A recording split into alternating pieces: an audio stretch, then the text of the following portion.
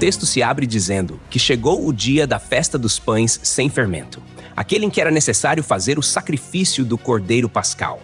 E essa afirmação já carrega um peso histórico, teológico e litúrgico enorme, porque não se trata apenas de uma data no calendário judaico, mas do coração da memória redentiva de Israel.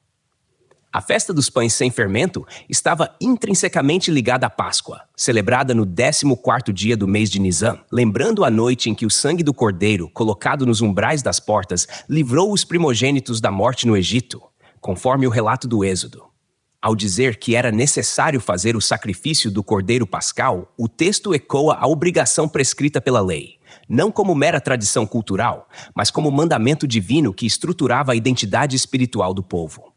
No contexto do Segundo Templo, em Jerusalém, isso implicava peregrinação, multidões, sacerdotes em turnos intensos, o sangue sendo derramado no altar e a cidade tomada por um clima de expectativa, solenidade e tensão religiosa. Não é um detalhe neutro que Lucas localize a narrativa exatamente nesse dia, porque tudo o que se seguirá está carregado do simbolismo de redenção, substituição, livramento e aliança. Temas que o próprio texto vai deixando emergir sem necessidade de explicitação sistemática. Quando o texto afirma que Jesus enviou Pedro e João, percebe-se uma escolha intencional. Pedro, frequentemente retratado como líder entre os 12, e João, associado à intimidade e à percepção espiritual mais profunda, são enviados juntos para uma tarefa que não é apenas logística, mas profundamente simbólica. Preparar a Páscoa não era simplesmente organizar uma refeição, mas garantir que tudo estivesse em conformidade com a lei, desde a escolha do local até os elementos que comporiam a ceia. Jesus lhes diz para irem e prepararem a Páscoa para que a comamos, usando uma linguagem que destaca comunhão, partilha e intenção relacional. O verbo preparar envolve remover qualquer fermento da casa, providenciar o cordeiro, as ervas amargas, o pão ázimo e o vinho, o que exigia tempo, atenção e obediência rigorosa. Aqui já se percebe que Jesus, mesmo caminhando conscientemente para a cruz, não relativiza a observância daquilo que a lei estabelecia para aquele momento específico da história da redenção. A pergunta dos discípulos, onde o Senhor quer que a preparemos, revela algo importante sobre o contexto imediato. Jerusalém estava lotada, as hospedarias cheias, e encontrar um lugar apropriado para celebrar a Páscoa não era algo simples ou óbvio.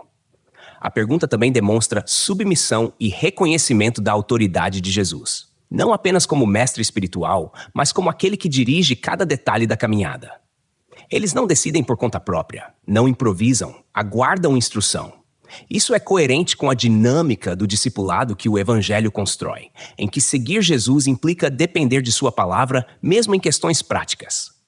A resposta de Jesus introduz um elemento narrativo carregado de significado ao dizer que, ao entrar na cidade, eles encontrariam um homem com um cântaro de água.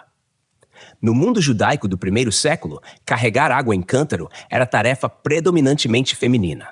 Homens geralmente transportavam água em odres. Esse detalhe torna o sinal facilmente identificável e evita confusão em meio à multidão. Não se trata de um gesto aleatório, mas de um marcador intencional que demonstra controle e conhecimento prévios da situação. A narrativa não força uma explicação explícita sobre se isso se dá por presciência sobrenatural ou por arranjo prévio, e o texto não autoriza a afirmar categoricamente uma coisa ou outra.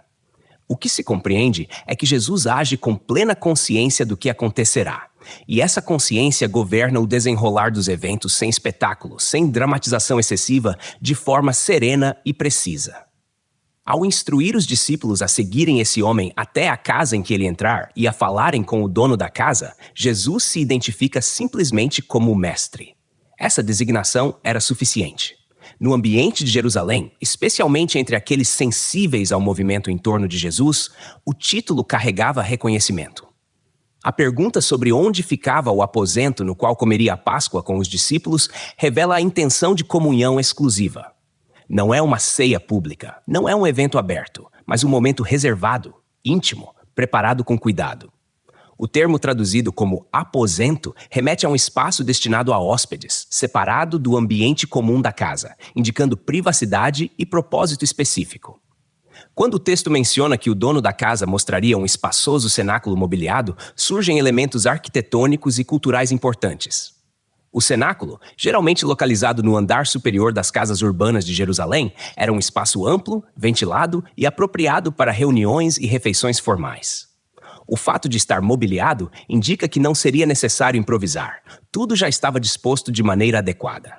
Mais uma vez, o texto sugere ordem, preparo e intencionalidade, contrastando com a ideia de um Jesus apanhado de surpresa pelos acontecimentos que se aproximam. Ele não é conduzido passivamente pela história. Ele caminha conscientemente dentro dela. O versículo que afirma que, indo, acharam tudo como Jesus lhes tinha dito e prepararam a Páscoa. Encerra esse trecho, mantendo o tom sóbrio e factual que caracteriza Lucas. Não há exaltação emocional, não há comentário interpretativo do narrador, apenas a constatação de que a palavra de Jesus se cumpre com exatidão. Essa correspondência entre a palavra dita e a realidade encontrada reforça a confiança do discípulo leitor na autoridade e confiabilidade de Jesus, preparando o terreno para os eventos que se seguirão naquela mesma noite.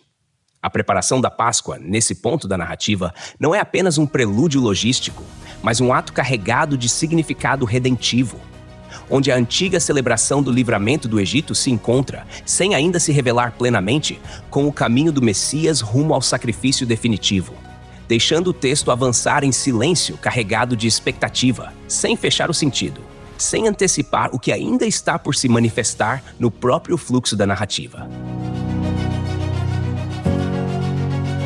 Texto e produção Douglas Vieira. Música de Sergio Prosverini por Pixabay. Faixa Snowy Peaks. Voz por ChatGPT 5.1. Tipo Ember. Bibliografia. Comentários expositivos Hernandes Dias Lopes, editora Agnos. Comentário bíblico Matthew Henry, editora CPAD. Antigo e Novo Testamento interpretado versículo por versículo Russell Norman Champlin, editora Agnos. Charles Spurgeon, Os Tesouros de Davi, editora CPAD.